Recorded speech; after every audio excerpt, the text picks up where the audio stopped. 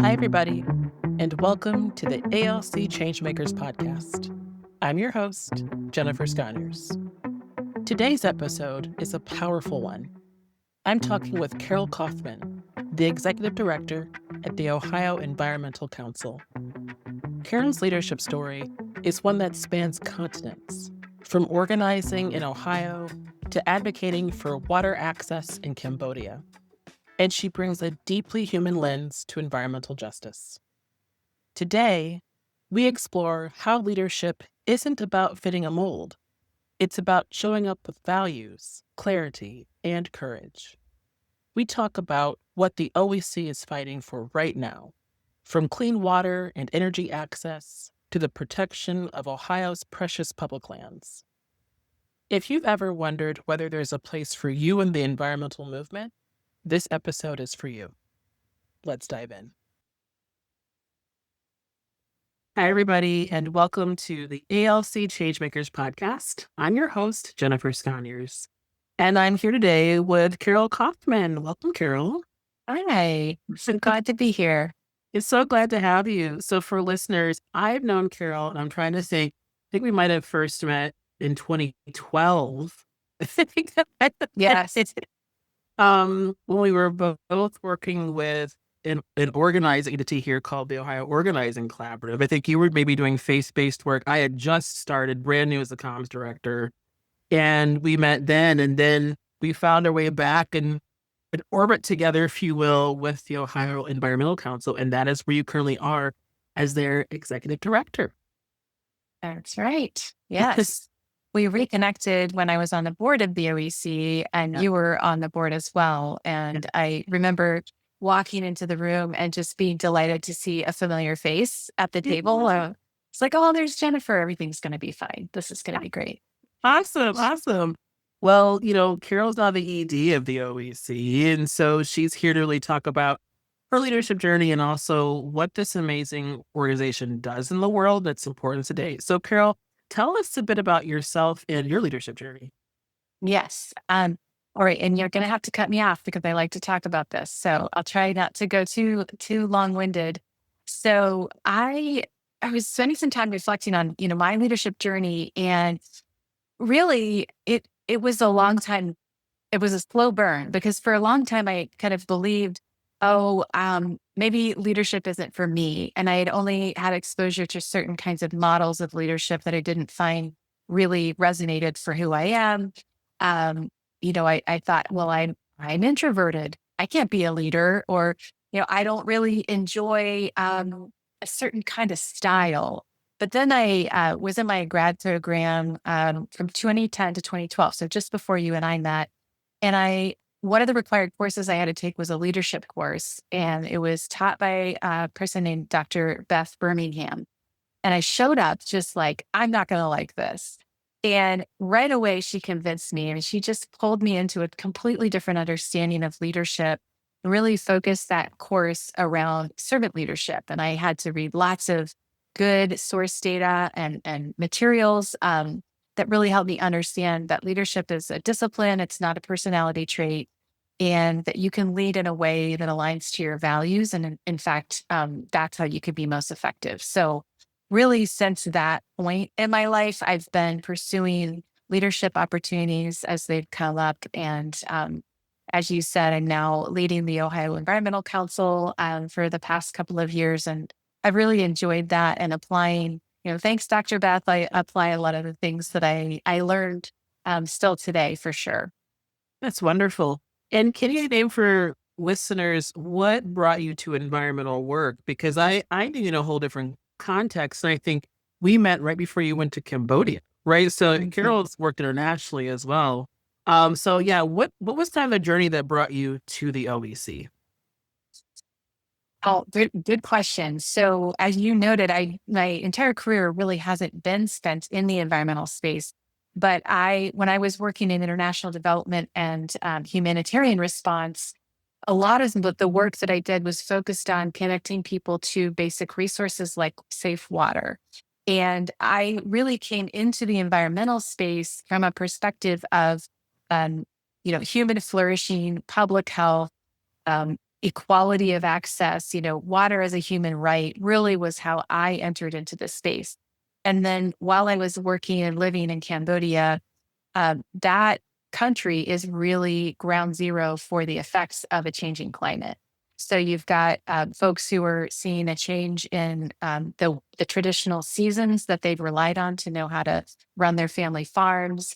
You're seeing flooding that's devastating communities in ways that they just haven't been able to adapt to yet, and a lot of impacts from deforestation that make the heat effect for folks really intensified, and has caused widespread, biodiversity loss. And it's a justice issue as much as it is a nature problem. I really saw there, like, we are part of nature. We are not separated.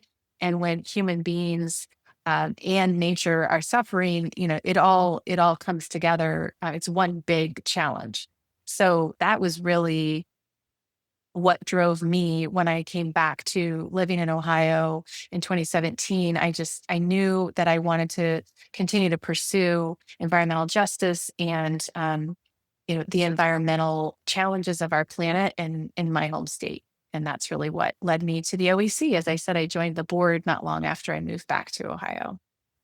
Yeah, and I want to name that I think that there's so many unique perspectives that I think that you bring to the organization. So the organization's over 50 years old. I think the 50th anniversary was 2019. So for listeners, I'm actually on the OEC's board, currently serving as board president. So I get to work closely with Carol. And the organization has just gone through many, many twists and changes over the years, right? And so can you speak to kind of who and what the organization is Mhm. today, and really kind of like some of the big fights and some of the issues that you all are working on right Sure. Yeah, we're 56 years old. I like to say we were formed before the US EPA and the Ohio EPA. And I'm really proud of this legacy that I now get to steward along with you and all of the other folks on our staff and board. That we were started by a group of concerned Ohioans who, it was the late 60s, and they were seeing environmental degradation happening all around them and decided we're going to do something about this together. And so that's really where we've come from. We've been, along the journey in this state and in this nation. We've been there every step of the way for things like the Clean Water Act and the Clean Air Act and protection of our public lands, et cetera. So we continue that tradition today. I think some of the things that are um, maybe new-ish in our history include a focus on clean energy, and not just clean and modern technology, getting that on the grid and working in our state, but making sure that our state is making this energy transition in a way that is beneficial to all Ohioans, and that, regardless of your zip code or your income level, you're able to afford your energy bill, and you have the opportunity to access clean energy and the benefits of reducing climate pollution and air pollution. So that's a relatively, I would say, not brand new, but certainly a new emphasis for us in the past decade as the energy transition has gotten underway and a lot of renewed focus on climate change has happened. We also continue to work on water issues from source to tap. One thing that we are really engaged in right now is protecting people from lead exposure in their drinking water. I'm sure your listeners have, heard of places like Flint, Michigan, that have had really devastating water impacts, water quality impacts over the last few years. In Ohio, we had a water quality issue in 2014 in Toledo when harmful algal bloom infiltrated the city's water supply. But on an ongoing, everyday basis, Ohio has some of the highest levels of lead service lines connected to people's homes and places of business and schools of anywhere in the nation. And so we're now seeing, through years of hard work, a lot of support, across party lines, across all kinds of communities, to say we've got to prioritize getting the lead out of people's drinking water. So that's a current fight that I'm really excited about. And also on energy, we've seen some really good common sense energy policy get passed earlier this year that's going to be really good for people's pocketbooks, but also create more of a level playing field for all kinds of clean energy projects that can get built in the state, which I think is, of course, it's good for the environment, but it's also good for local communities and, getting investment into local communities that need it. So those are just a couple of the things. We're also continuing to fight for our public lands. Ohio has the Wayne National Forest. It's not too far from where I live. I love to go into that region of the state and just connect with nature. And that is constantly under threat from drilling, clear cutting, all kinds of things that would negatively impact this precious resource in our state. So we continue to fight very hard to protect it. It's wonderful. Thank you for laying that out, Carol. And for listeners, there's just, I want to say, I don't call it a one-stop shop for the environment, but the OAC touches so many issue areas. So I think depending on what people's interests are, I know when I joined the board, so for listeners, I joined the board in 2017.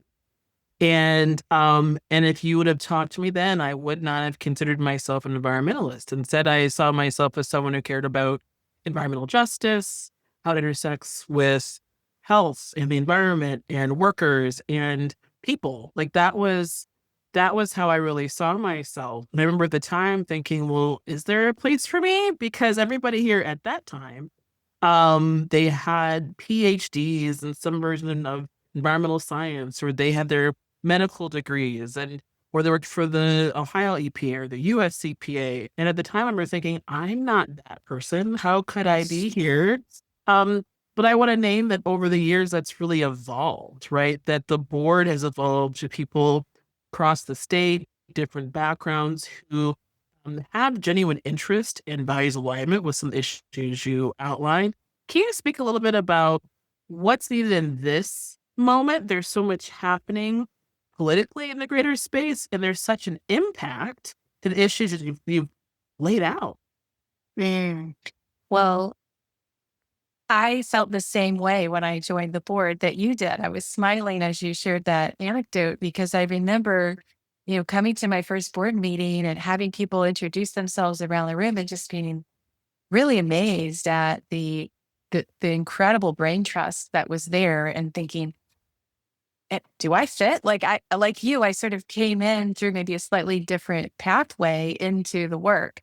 But, pretty quickly I realized, we were there for a reason. And the organization knew that it needed a diversity of thought and backgrounds on the board. And I give them a lot of credit. My predecessor, Heather, a lot of credit for recognizing that and prioritizing getting a more diverse set of experiences and perspectives into the organization.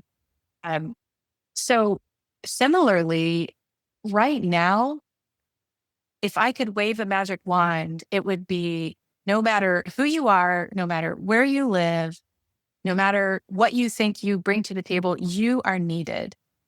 This is not an exclusive club.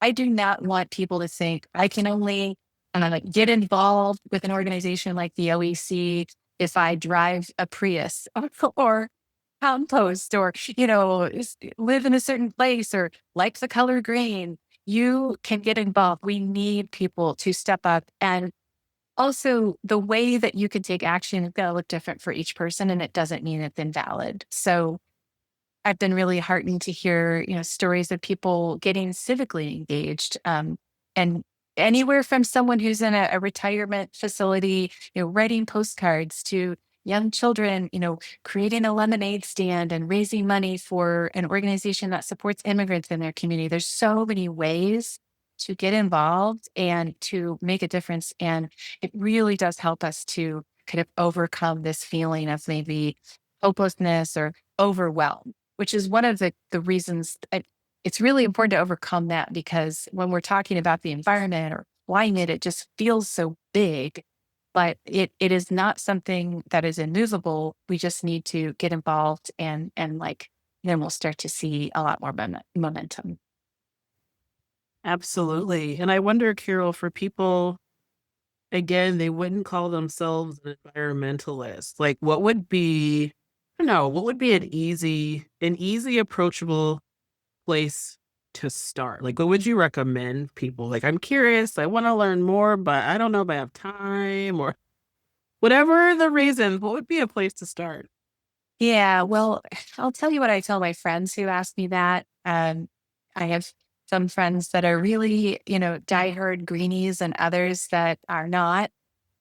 First of all, vote. Make sure you're registered to vote and educate yourself. Vote in every election. I know it doesn't always seem as exciting to vote, in a May primary, but making sure that you're exercising your voice in your community, whether it's voting on a ballot initiative that will do things like expand public transportation or reform zoning laws to allow for more dense environmentally friendly cities, or voting for the right city council member who you believe will share your values. I mean, it's really important to be active civically. And then secondly, this is pretty low bar. Like look up organizations that you're interested in and start following them on social media.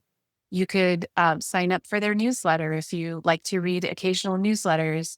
And I think that also is a great way to make sure that you're feeling confident that you're getting the facts. I know that's something that we talk a lot about in my family. I have, older children and they're trying to figure out, well, is this true? And who do I believe? And what do these stats mean? If you can find an organization or two to learn more about that are trustworthy and just start to follow them and absorb, especially the long form content that they create, you're going to find that you're really getting more educated. And then you can decide on your next steps, whether it's showing up to a local meeting, officially becoming a member, et cetera.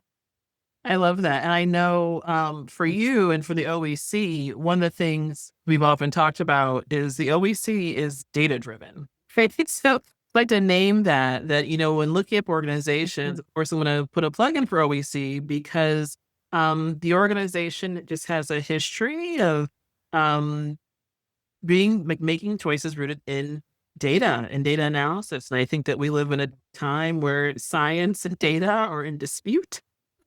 So this is an Yeah. organization that has a history of being data driven. So I just want to name that. I know we could probably just keep talking all day, just the two of us, and just for listeners. I've just had the privilege and honor to sit on OEC's board to watch its evolution. As just a person in my own leadership, which has been great. And then at DLC, we provided trainings and supports for the organization, but really committed to what the org is doing. So for listeners, do you have like a request or call to action or a thing you'd like listeners to know or do? Mm.